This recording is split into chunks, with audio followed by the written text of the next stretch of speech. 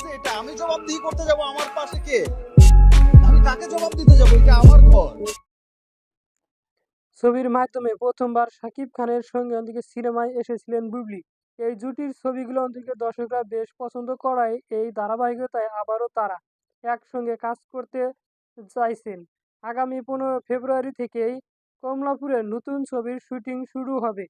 Bubly daily star অনলাইনকে বলেন, মালিকের অফিসারি একজন সফল পরিচালক হিসাবে সম্প্রতি তার ছবিগুলো সবসময়ই মানুষের মনে দাগ কেটেছে। সেই ভাবনা থেকে আশা করছি তার সঙ্গে আমার প্রথম কাজটি সফল হইবে।